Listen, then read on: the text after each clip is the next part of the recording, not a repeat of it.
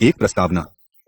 सतत विकास की अभिवृद्धि तथा विकास के लक्ष्यों से समझौता किए बिना पर्यावरण परीक्षाणव संसाधन प्रबंधन की एक चुनौती है। इसीलिए यह मानव तथा पर्यावरण पुनर्जनन की प्रक्रिया को आर्थिक अभिवृद्धि का उद्देश्य ही नहीं बल्कि गाधन भी बनाती है। यह सन की पुनः परिभाषा करता है, क्या आर्थिक अभिवृद्धि नीतियों में गुणात्मक विकास की पुनर्संरचना करता है। सतत विकास अपने आप में ही क्रांतिकारी है, क्योंकि यह विनिभा मूल्यांतर मूल्य से, बाजार विनियमन से, स्वट विनियमन और पूंजी संचयन से निर्भचन का स्थानांतरण करता है। यह विश्व के गरीब देशों को सामाजिक पतन, शोषण, भूमंडलीय अस्ता और से बचाने के लिए एक प्रयास और एक रचना है। सतत विकास की अवधारणा को अनेक प्रश्न परेशान करते। आर्थिक अभिवृद्धि संभव है? सतत आर्थिक अभिवृद्धि की कौन हातात है? तथा विकास में किशक के प्रमुख मुद्दे कौन कौन से हैं? क्या सतत आर्थिक अभिवृद्धि पर शेयर बाजार पर बुरा है? क्या विकसित देश पत्ती पर जीवन पाल अपने संभोग नमूनों को जारी रख सकते हैं? में कुछ चलाने वाले प्रश्न हैं, जो अंतरराष्ट्रीय वाद विवादी तथा राजनीतिक संघों में महत्वपूर्ण हो गए हैं। आज भी विश्व के सामने गरीबी और मुख्य प्रमुख समस्याएं हैं। शिक्षा की प्राप्ति को लिए केवल खाद्यान्नों का उत्पादन ही काफी नहीं है, बल्कि उससे कुछ अधिक है। आर्थिक विकास के लगभग सभी पक्षों की खाद्य सुरक्षा को खाद्यान्न उत्पादन की बेहतर प्रोत्साहक के आप में ही नहीं देखा जा सका है। लेकिन ठोस ज्ञान के बिना इसे प्राप्त नहीं किया जा सकता। भूमि तथा जल पर कार्यवाही किसी भी आर्थिक नीति का एक आवश्यक अंग है। आर्थिक विकास तथा खाद्य सुरक्षा के लिए भूमि तथा जल और वास्तव में समस्त प्राकृतिक संसाधन प्रबंधन सलग विकारा का एक सबसे बड़ा मुठ है। उदाहरण के लिए भूमि पतन, मरुस्थलीकरण, जलीय भूमि की हानि और वन विनाश विश्व में किसी भी क्षेत्र में अंधी कृषि की भविष्य की सक्षमशीलता पर वास्तविक अवरोध हैं। लेकिन 21वीं शताब्दी में प्रवेश करते हुए हमें व्यवसाय व व्यापार में एक सततशील चुनौती का सामना करना पड़ रहा है। बहुराष्ट्रीय निगमी ट्रांसनेशनल कॉरपोरेशंस (TNCA) ने विश्व में संसाधन नीतियों पर नियंत्रण अपने हाथ में ले लिया है। इन बहुराष्ट्रीय निगमों ने कल्याण राज्य तथा कीन्स को अर्थशास्त्र के रंग बदल दिए हैं। चूंकि बहुराष्ट्रीय निगम प्रत्यक्ष विदेशी निवेश फॉरेन डायरेक्ट इन्वेस्टमेंट (FDI) लाते हैं, इसीलिए गरीब देश उन्हें आकर्षित करने के लिए अपनी आर्थिक संसाधन नीतियां में विस्तृत कानूनी परिवर्तन कर रहे हैं। बेहतर व्यवसाय तथा प्रत्यक्ष विदेशी निवेश के लिए संसाधनों के सतत उपयोग वाली नीतियों में परिवर्तन किया जा रहा है। इस प्रकार का विकास इतनी तीव्रता से हुआ कि 1995 को मध्य में हमें खतरनाक एवं हतप्रभ कर देने वाले औकड़ी का सामना करना पड़ा। व्यापार तथा विकास के संयुक्त राष्ट्र सम्मेलन UN conference on trade and development UNCTAD की एक अध्ययन से पता चला कि 40,000 निगमों ने वस्तु व सेवाओं के समा विश्व व्यापार वो 2/3 हिस्से पर कब्जा कर रखा था। एक रिपोर्ट के अनुसार विश्व की सर्वाधिक कड़ी अर्थव्यवस्थाओं में 51 निगम है, सिर्फ 40 देश हैं। मित्सुबिशी निरान का बजट इंडोनेशिया के बजट से बढ़ा है, जी विश्व का चौथा जनसंख्या घनत्व वाला देश है और जहां प्रचुर मात्रा में प्राकृतिक संपदा है। विषय में 200 प्रमुख निगमों की कुल बिक्री दिशा के सकल घरेलू उत्पाद में 28% के बराबर है। इन 200 निगमों में मात्र 1.88 करोड़ लोग काम कर रहे हैं, जो दुनिया की आबादी का 1% है, और इन निगमों में खर्च करने वालों की संख्या में कटौती जारी है। 1995 में पिछले वर्ष की अपेक्षाकृत 25% अधिक अर्जन एक्विजिशंस व मर्जर्स हुए। पृथ्वी सम्मेलन के बाद से बेहतर व्यवसाय तथा प्रत्यक्ष विदेश निवेश के संकीर्ण दृष्टिकोण को समानांतर सतत विकास की अवधारणा को विवाद के निम्न मुद्दे मिले हैं, जिन्हें अभी सुलझाया जाना शेष है। संपन्न राष्ट्र संसाधनों के अधिकतम हिस्सों का उपभोग करते हैं, जबकि गरीब देशों को इस उपभोग की कीमत प्रदूषण, कॉलोनी, भूमंडलीय तानी, मध्य जंगल तथा पशु समापन की हानि भी रूप में चुकानी पड़ती है। गरीब तथा अमीर देशों के बीच यह भी विवाद है कि तीसरी दुनिया के देशों के जंगल विकसित देशों द्वारा अधिकांशतः जनित प्रदूषण के संडास है।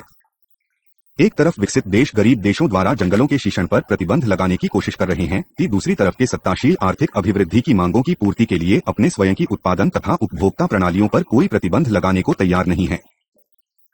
जैविक प्रौद्योगिकी तथा जनिक रूपांतरित जेनेटिकली मॉडिफाइड GM खाद्य पदार्थों से विकासशील देशों की देशीय कृषि तथा ग्रामीण अर्थव्यवस्था को खतरा। इसके अलावा उनके द्वारा ग्रामीण संस्थाओं व स्थानीय अर्थव्यवस्था में कीन डालना। जलवायु सम्मेलनों तथा क्योटो अनुबंध पर भिन्न परिप्रेक्ष्य, जिसके अंतर्गत अमेरिका, कनाडा तथा अन्य विकसित देशों को ग्रीन हाउस गैस को 1900 के स्तर से 5% घटना पड़ेगा। वर्तमान काल में अंतर्राष्ट्रीय राजनीति में इस पर सबसे अधिक गंभीर बहस हो रही है, क्योंकि विकसित तथा विकासशील देश कपोती उत्तरवादित्वों पर भिन्न दृष्टिकोण अपना रहे हैं। सतत विकास के संयुक्त राष्ट्र आयोग के 10वें सत्र मई 2002 में तथा सतत विकास पर विश्व सम्मेलन अगस्त 2002 में निम्न 5 विषय चिंता के केंद्र बने: प्रबंधन तथा परिरक्षण, नवप्रवर्तन इनोवेशन तथा भागीदारी, सतही समुदाय, स्वालय और पर्यावरण, अंतर्राष्ट्रीय शासन प्रबंध, इन विषयों ने विकासशील तथा विकसित देशों के लिए कुछ प्राथमिकताएं निश्चित की और देशों के बीच चरिष्य में सहयोग उनके इन प्राथमिकताओं को अपनी राष्ट्रीय नीति कार्यसूची में स्पष्ट तौर पर अभिव्यक्त करने और उन पर कार्यवाही करने पर निर्भर होगा। सतत विकास के लिए शासन प्रबंध की कार्यसूची में निम्न विषयों पर केंद्रित किया गया है। सतत विकास लागू करने में विभिन्न देशों के अनुभव, सतत विकास लागू करने में देशों की संस्थागत व्यवस्थाएं, सतत विकास प्राप्ति तथा उसे लागू करने में शासन प्रबंध व सार्वजनिक प्रशासन की भूमिका, सतत विकास पर विश्व सम्मेलन के परिणामों को लागू करने में अच्छे शासन प्रबंध की प्रोत्साहन हेतु क्षेत्रीय संगठनों की भूमिका, व्यापार एवं सतत विकास की कार्यसूची 21, एजेंडा 21 के अध्याय 2 और कार्यान्वयन नीति के 5 तथा 10वें अध्याय की उद्धत करते हुए यह कहा जा सकता है कि व्यापार उदारीकरण तथा भूमंडलीकरण का पातक विकास पर सकारात्मक एवं नकारात्मक दोनों ही प्रभाव पड़ते हैं। बहुराष्ट्रीय व्यापार प्रणाली से लाभ प्राप्त करने और वह परस्पर राष्ट्रीय पात प्रणाली में उसके एक ही चुना होने के लिए विकासशील देशों के प्रपल्लों को लगातार समर्थन दिए जाने की आवश्यकता है। इसके साथ साथ ससान विकास में बहुराष्ट्रीय व्यापार प्रणाली की भूमिका को बढ़ाने पर भी ध्यान दिया जाना चाहिए। पृथ्वी सम्मेलन की कार्यसूची 21 में पर्यावरण सचा विकास साक्ष्यों की प्राप्ति में सहयोग देने वाले वातावरण के निर्माण की बात कही गई है। यह सहयोग को आधार उदारीकरण के माध्यम से सतत विकास प्रोत्साहन, व्यापार तथा पर्यावरण को पल पर सहयोगी अंतर्राष्ट्रीय ऋण से जूझ रहे विकासशील देशों को पर्याप्त वित्तीय संसामर्थ्य को उपलब्ध कराना और पर्यावरण व विकास के लिए उपयुक्त बृहद आर्थिक नीतियों को प्रोत्साहन द्वारा होगा। व्यापार तथा सतत विकास में एक करीबी एकीकरण सतत विकास तथा निर्धनता उन्मूलन के उद्देश्यों की प्राप्ति में एक प्रमुख भूमिका निभा सकता है। 4.2 सतत आर्थिक अभिवृद्धि। वर्तमान काल में आर्थिक अभिवृद्धि के समक्ष अनेक गंभीर चुनौतियों हैं जिन्हें निम्न शीर्षकों के अंतर्गत समझा जा सकता है।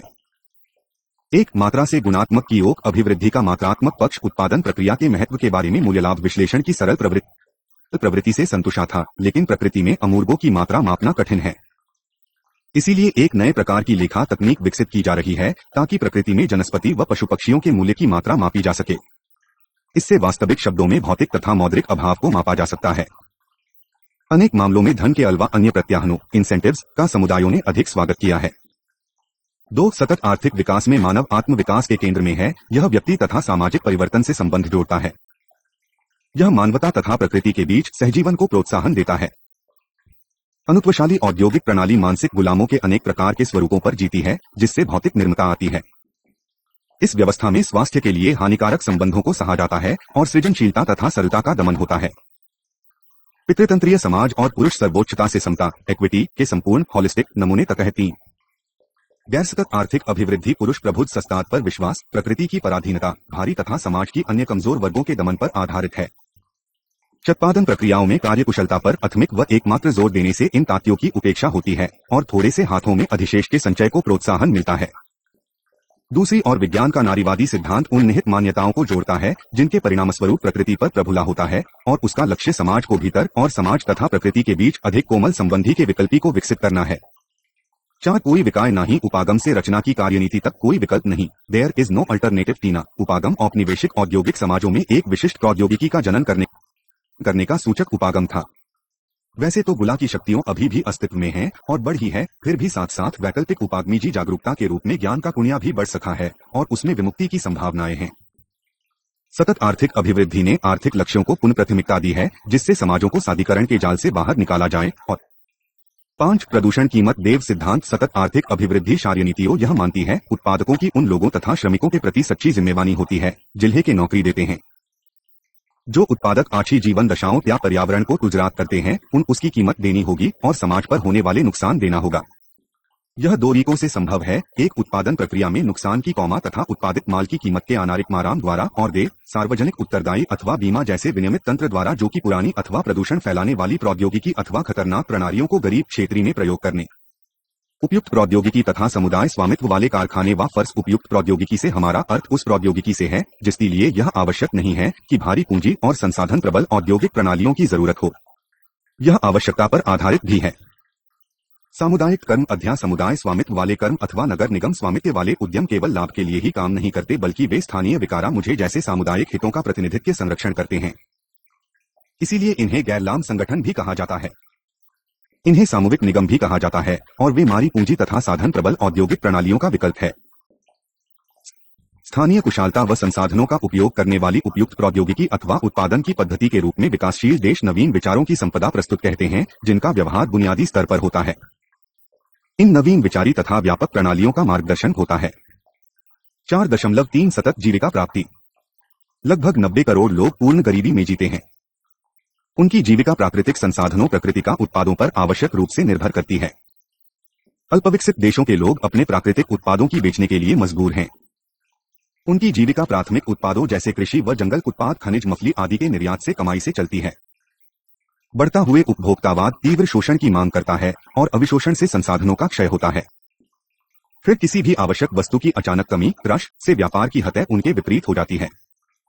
वर्तमान में लैटिन अमेरिका में 80% गरीब, एशिया में 50% गरीब और अफ्रीका में 50% गरीब ऐसी सीमांतीय भूमियों में रह रहे हैं जहां पर पर्यावरण पतन की अत्यधिक संभावनाएं हैं। मरुस्थलीकरण और भूपत्तन के कारण 1984 में 13.5 करोड़ लोगों की जीविका पर बुरा असर पड़ा। 1977 में यह संख्या 7.7 करोड़ थी।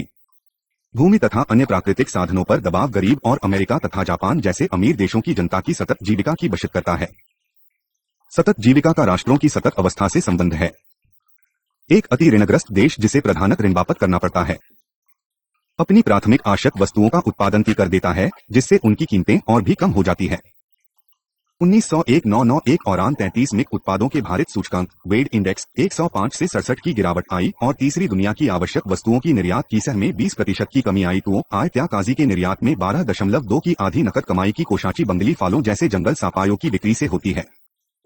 यह बात भारत, ब्राजील आदि संजालान देशों सहित अन्य शरीफ देशों की संबंध में सत्य है। सतत कीला कावा याविष्य प्रति करता है कि जापान तथा ईस्टर्न में मनुष्य निर्मित पूंजी स्टॉक सत्य दर या संगित होता है। जापान पौषी औद्योगिक तौर पर विकसित देश के पास कृतिक पूंजी का छोटा स्टीक है और वरीगानत जिस स्टैंक का वहां श्रम होता है वह बहुत श्रेष्ठ है, जिससे कि देश को अत्यधिक सतत माना जाता है।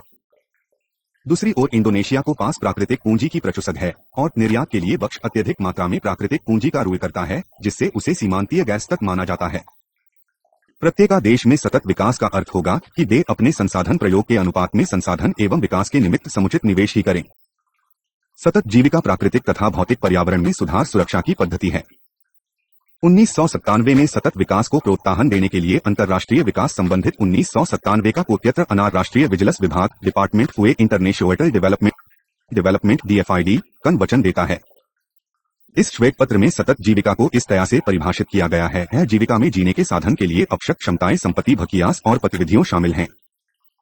जीविका सतत है जबकि वह तनावों तथा आपात का सामना कर तथा उनसे उबर सके और वर्तमान तथा भविष्य में सतत संसाधन जी संपत्ति को दुर्बल किए बिना अपनी दक्षताओं तथा संपत्तियों को पोषित अथवा उनमें वृद्धि कर सको। बहुराष्ट्रीय व्यवसाय उच्च खचरथीले उत्पादन क्षेत्र से कम खचरथीले उत्पादन क्षेत्र में स्थानांतरित हो जाते हैं। वे स्थानीय क्षेत्र में नई उत्पादन व्यवस्थाओं को जन्म देते हैं जिनका स्थानीय समुदायों तथा उनके संसाधन उपयोग पद्धतियों व जीवन शैली कार्य पद्धतियों से कोई संबंध नहीं होता। ये समुदाय अपनी जमीन तथा संपत्तियों से वंचित हो जाते हैं। अंतर्राष्ट्रीय अनुबंध उनके हक पर यूढ़ रहने और संसाधनों पर पहुंच की संभावनाओं को कम कर देते हैं।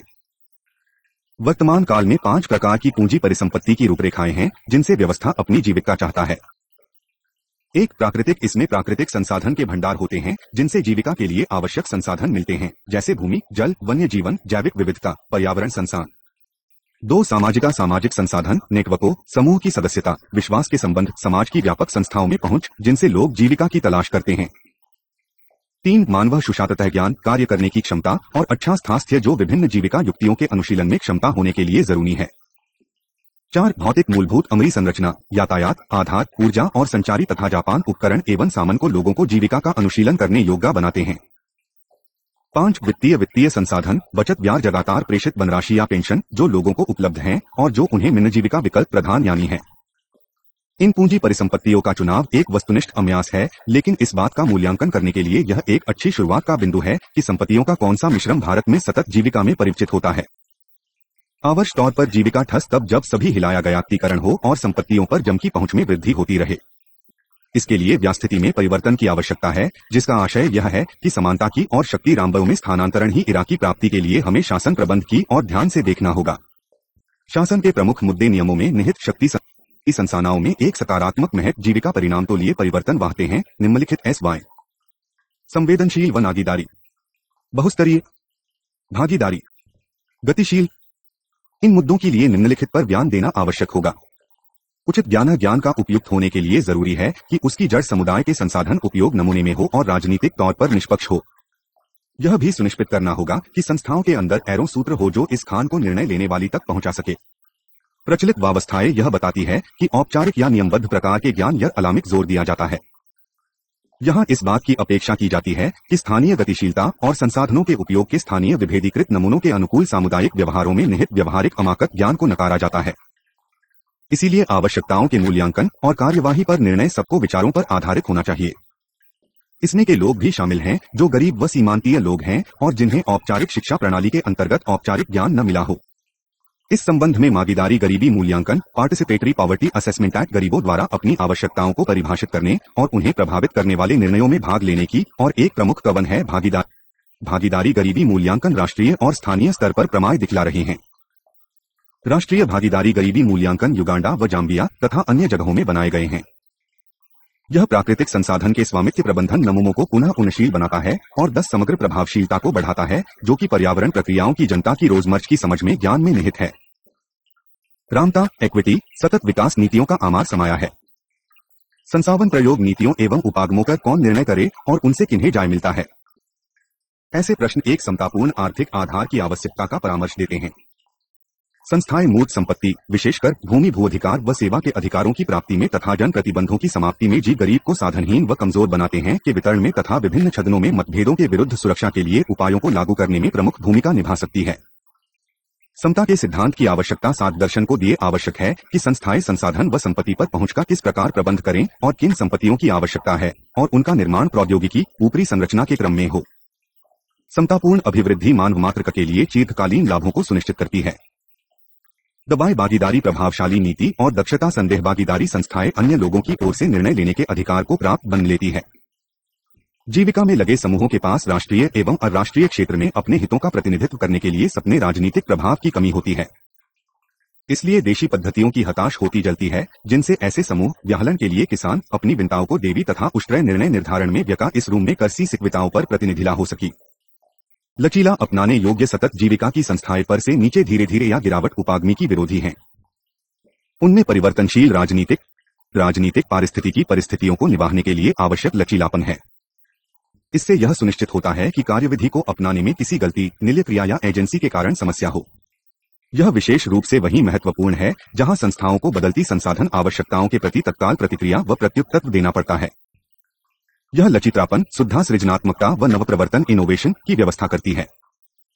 लागू करने योगा किसी विशेष समस्या का इस सुझाने वाली नीतियों की प्रायः अत्यधिक प्रतिकृत दशाओं में लागू करने की समस्या के प्रति सवेत होना होता है। नीतियों को लागू करने में असफलता से संस्था के प्रति विश्वास आदर में कमी आती है। समय सफलता लिए संस्था के प्रति विश्वास व आदर का होना अत्यंत आवश्यक है।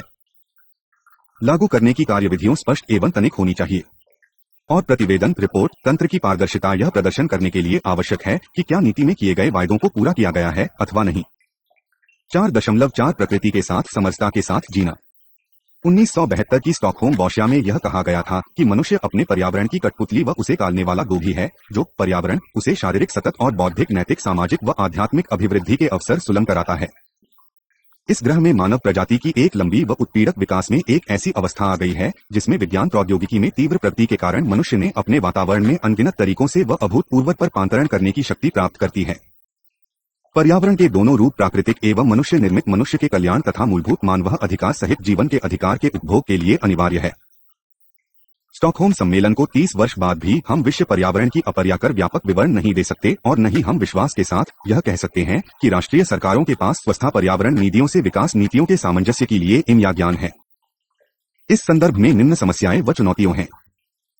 पर्यावरणीय हानियों के लेखांकन की समस्या है। पर्यावरण प्रदूषण के कारण विनाश की आर्थिक कीमत का उद्घाटन करने वाले प्रामाणिक अध्ययन नहीं है। पैसे 1900 के दशक के मध्य से ऐसे अध्ययनी द्वारा विनाश की कीमत का खुलासा करने की कोशिश की गई है।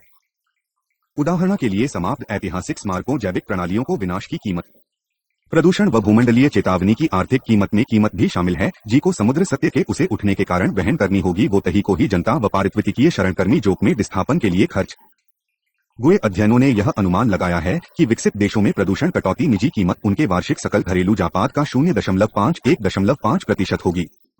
विकासशील देशों के लिए यह आंकड़े काफी कम होंगे। इसे ध्यान में रखते हुए पिछले 2 दशकों में कुछ ऐसे प्रयत्न भी हुए हैं जिसमें राष्ट्रीय काय लेखांकन में पर्यावरण पतन की वजह से लगने वाली प्रत्यक्ष लागत और प्राकृतिक संसाधन पूंजी के अवमूल्यन दोनों की लेखबद्ध किया जाए ताकि भविष्य में उत्पादन संभावना में हानि को दर्शाया जा सके। हालांकि राष्ट्रीय लेखाएं मछली, लकड़ी व खनिज जैसे संसाधन भंडार के दोहन से होने वाली आय का रिकॉर्ड रखती हैं, लेकिन गिरते हुए संसाधन भंडार व पर्यावरण गुणवत्ता के पतन से भविष्य में होने वाली आय के नुकसान का ब्यौरा नहीं दिया जाता। जब इस प्रकार के अवमूल्यन को राष्ट्रीय पूंजी भंडार में शामिल किया जाता है, जब संसाधन पतन का कुल योगदान राष्ट्रीय आय में अपेक्षाकृत कम होता है और आर्थिक सुधारों पर प्रभाव का जह सही तौर पर प्रतिबिंबिता है। उदाहरण के लिए जापान का चखरण है। जापान ने अपने सकल राष्ट्रीय उत्पाद को पर्यावरण सहित अनेक तत्वों को शामिल करके राही करने की कोशिश की। इसमें यह पाया गया कि 1955 से 1965 के साथ जापान की सकल राष्ट्रीय उत्पाद में अभिवृद्धि 8.3% प्रति वर्ष की बजाय मात्र 5.8% प्रति वर्ष की दर से थी। इसी तरह से भौतिक क्षय व पेट्रोल की कीमत में बढ़ोतरी, जंगल, जमीन और जल संपत्तियों की भी समीक्षा की जाए तो अधिकांश विकसित पूर्व विकासशील देशों के सकल राष्ट्रीय उत्पाद मूल्यांकन में तीव्र कमी आएगी। लेकिन संसाधन भंडार में हानि का लेखांकन करना जटिल है और अंतर्राष्ट्रीय राजनीति में संघर्ष का एक विषय है। कोई भी राष्ट्रीय सरकार अपने सकल राष्ट्रीय ज्ञातपाद में कमी को जाहिर नहीं करना चाहती।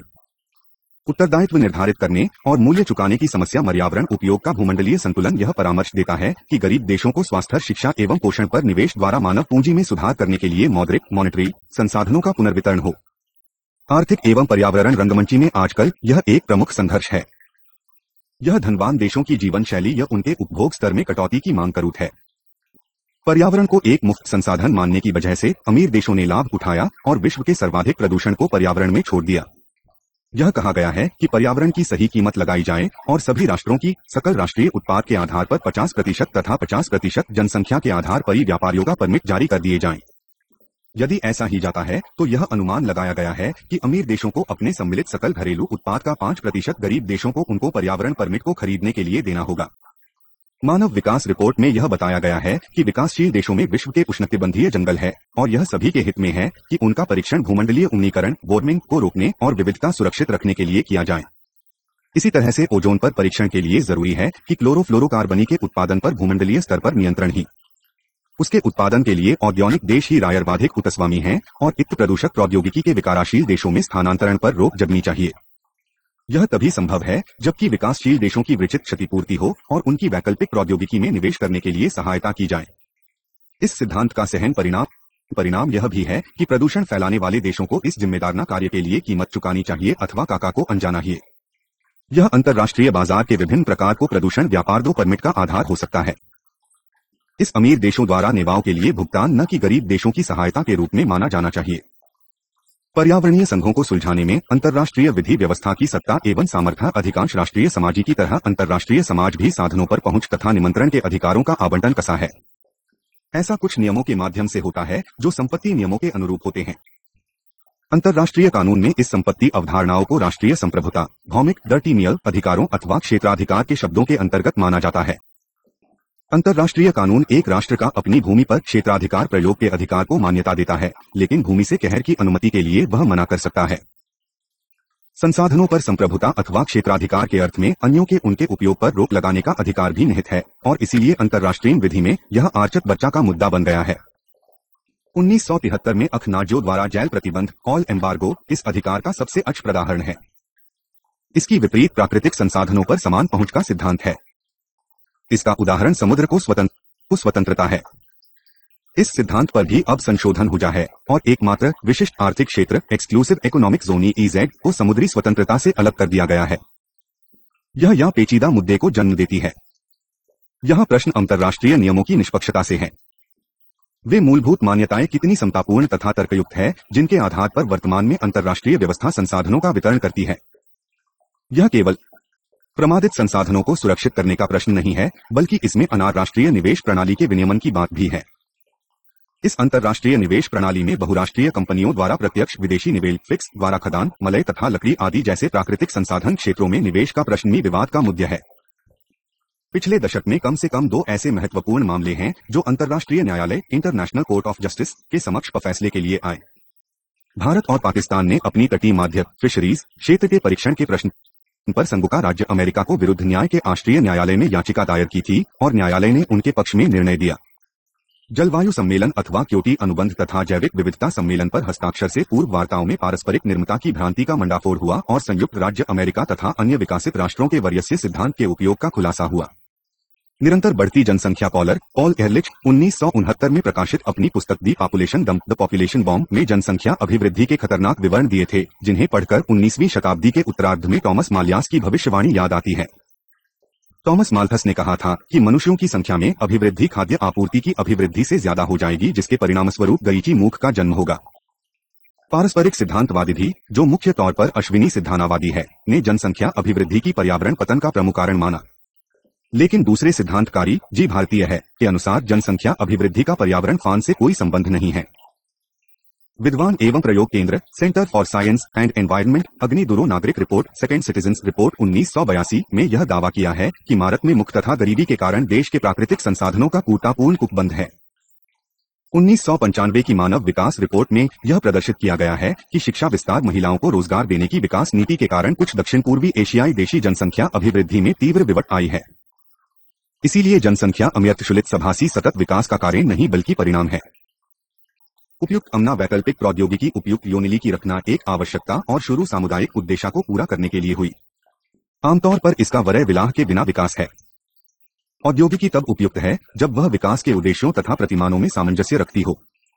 पश्चिम के औद्योगिक रूम से विकसित देशों में अधिकांश मौजूदा प्रौद्योगिकियों पूंजी सपन तथा सघन संसाधन पूंजी इंटेंसिव मेसोर्स कैपिटल पर आधारित हैं। उपयुक्त प्रौद्योगिकी इस प्रकार की प्रौद्योगिकी का विकल्प प्रस्तुत करती है। यह प्रकृति के संग सामंजस्यता से जीने के प्रयत्न की सर्वश्रेष्ठ अभिव्यक्ति है। उपयुक्त प्रौद्योगिकी के विकास के लिए निम्नलिखित परिस्थितियों का होना: 1. राष्ट्र की संपन्नता से प्रासंगिकता। 2. प्राकृतिक एवं मानव संसाधनों का सर्वोत्तम उपाधि। 3. मादन मूलभूत उपभोक्ता वस्तुओं तैवानों तथा अभिवृद्धि की दर की अधिकतमता। 4. भुगतान संतुलन में घाटे तथा रोजगार में कटौती। 5. आग वितरण में अधिकाधिक समता। 6. जीवन की गुणवत्ता में सुधार। 7. राजनीतिक विकास व स्थिरता को प्रोत्साहन। 8. क्षेत्रीय विकास में योगदान। पर्यावरण समस्याओं को सुलझाने या उनकी उपेक्षा करने की क्षमता। 10. सांस्कृतिक पर्यावरण व सामाजिक परंपरा की प्रासंगिकता। पर्यावरण आंदोलन का यह प्रौद्योगिकी पक्ष कृषि तथा उद्योग, बदी तथा पोटी इकाई, पश्चिमी तथा पूर्वी अथवा आधुनिक तथा पारस्परिक प्रौद्योगिकी तथा उत्पादन परंपराओं में एक सक्रिय सम्मिश्रण के लिए प्रयत्न करता है। ग्रामीण क्षेत्रों में उद्यमियों की समस्या को सुलझाने तथा बहुराष्ट्रीय तथा संसाधन पूंजी समन प्रौद्योगिकी वो विस्तार के कारण पारंपरिक हस्तकौशल मजदूर अथवा किसी कुटीर उद्योग के सीमांतरण अथवा उन्मूलन से पीकाने का यह संभावनाओं से भरा क्षेत्र है। गांधी का चतरा और खादी उद्योग उपयुक्त प्रौद्योगिकी के प्रमुख उदाहरण हैं, जिसने राजनीतिक विकास की प्रोत्साहन दिया, अर्थात विदेशी शासन की दास्ता से संघर्ष करने की प्रेरणा दें।